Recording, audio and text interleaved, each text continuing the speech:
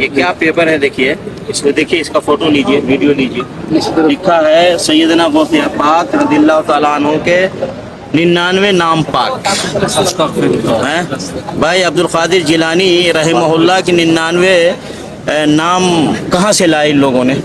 پہلی بات۔ دوسری بات کہ ان کی 99 نام کی کیا فضیلت ہو سکتی ہے؟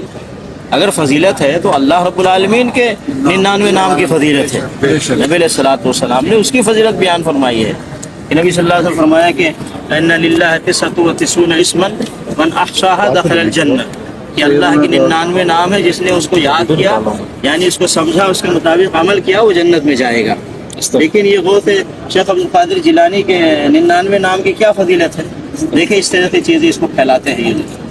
اور پھر اس کے بعد کیا لکھا ہے اس میں؟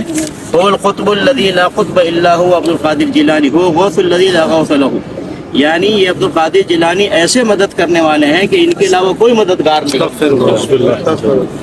اللہ رب العالمین کہا گیا بھائی قرآن مجید میں تو ہے کہ جب نبی علیہ الصلوۃ والسلام بدر کے میدان میں گئے اور اللہ رب العالمین سے دعا کرنے لگے، مدد مانگا اللہ سے، اس کا ذکر قرآن میں اللہ نے کیا کہ اذ تستغیثون ربکم فاستجاب لکم، جب آپ نے مدد مانگی اپنے رب سے تو اس رب نے آپ کی مدد کی۔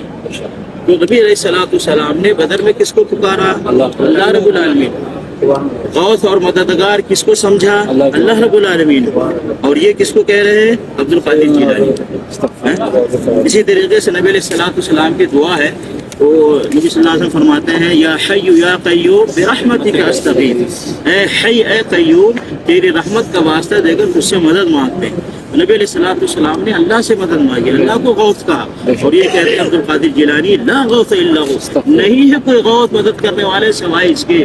نعوذ باللہ، یہ اسلام ہے بھائی؟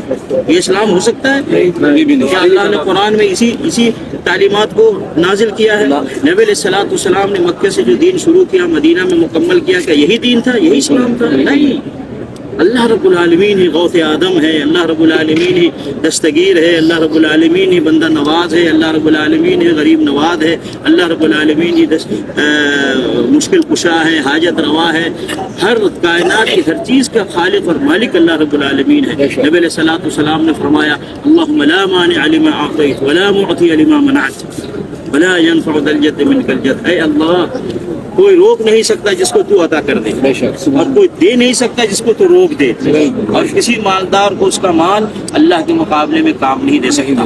تو نبی علیہ الصلوۃ والسلام اللہ رب العالمین کو سارا حق دے رہے ہیں، وہ غوث آدم ہے، وہ سب کچھ ہو، یہ شیخ القادر جیلانی کو کہہ رہے ہیں غوث، اور اس طرح کی چیزیں پھیلا رہے ہیں۔ نبی علیہ الصلوۃ والسلام ان کے غوث آدم عبد القادر جیلانی کے 99 نام پھیلا رہے ہیں، پھر نیچے اس کا فائدہ بھی بتا رہے ہیں۔ دیکھیں اس اسماء مقدسہ کو پڑھ کر جو حاجت مانگے قبول ہو، ان اسماء مقدسہ کو پڑھ کر اولاد کی دعا مانگے لڑکا پیدا ہو، ان اسماء مقدسہ کو پڑھ کر روزی کے لیے دعا کرے مالدار غنی ہو جائے، یہ سب کس نے کہا؟ نعوذ باللہ، یہ ساری چیزیں تو اللہ کے ناموں کے ساتھ خصوصیت ہے۔ اللہ الرحمن الرحیم الملک القدوس الحنان المنان الرؤوف الرحیم، اللہ رب العالمین المؤمن المہیمن القدوس الجبار المتکبر، ان سارے ناموں کی فضیلت ہے، اس کا فائدہ ہے۔ ان ناموں کا کیا فائدہ ہے؟ لیکن یہ مسلمان ہو کر کے اس طرح کی چیزیں پھیلا رہے ہیں، اور لوگ اس کو مانتے بھی ہیں، اس کو حفاظت سے رکھتے ہیں، گھر میں لٹکاتے ہیں، اس کو پڑھتے ہیں اور سمجھتے اس کا فائدہ ہے۔ نعوذ باللہ، واللہ یہ اسلام نہیں ہے میرے بھائی، یہ اسلام قرآن میں نہیں نازل ہوا، یہ اسلام نبی صلی اللہ علیہ وسلم نے نہیں بتلایا، اس اسلام پہ صحابہ نے نہیں عمل کیا۔ شیخ عبد القادر جیلانی غوث آدم ہے، تو ان سے پہلے کون غوث آدم تھا؟ ان سے پہلے کون غوث آدم تھا؟